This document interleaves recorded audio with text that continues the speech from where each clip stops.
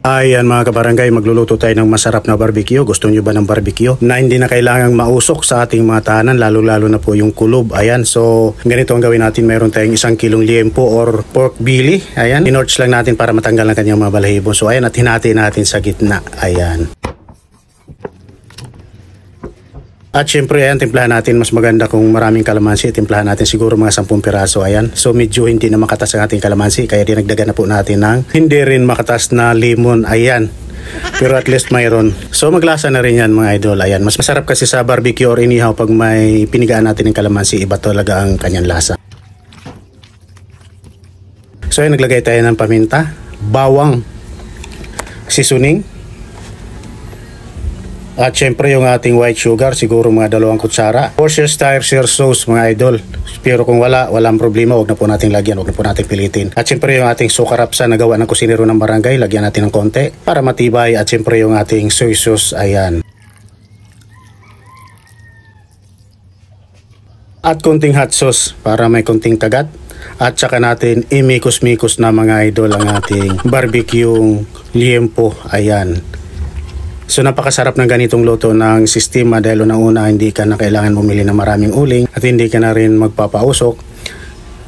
So sa kawali lang pwede na tayo magluto ng pork barbecue talaga naman, or inihaw na liempo or inihaw na pork chop, depende po sa available na gusto nyo. So ayan, pagkatapos natin i-marinate ng mga 1 oras, yung pinagbabara natin, yun na rin ang gawin natin pang pahid. Ayan, syempre may kasamang ketchup, ayan, may kasamang chicken oil. So ayan mga idol, prepare na po natin ang ating kawali talaga naman. At syempre ang gamit natin rito, kunting-kunti lang na chicken oil. Syempre para dito na po natin i-grilled or iihaw or igisa natin ang ating liempo. Ayan.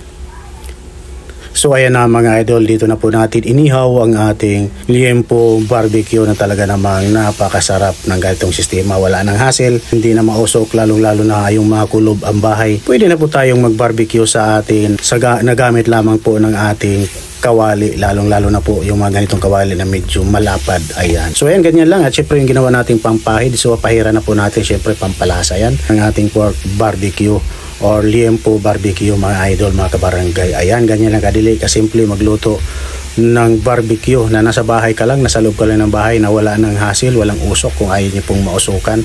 Pero sa sarap ay pariho lang mga idol. So ayan, ganyan lang po natin ang pinakabalat niya syempre para maluto ang kanyang pinakabalat. So ayan, pahid, kunting pahid pa.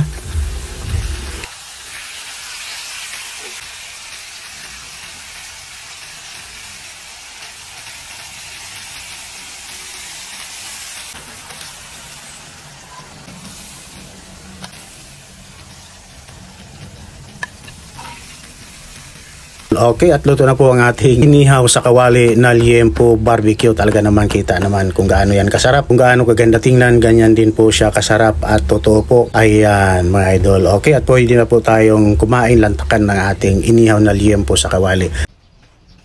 Ayan, at maraming salamat sa aking mga followers. Ayan.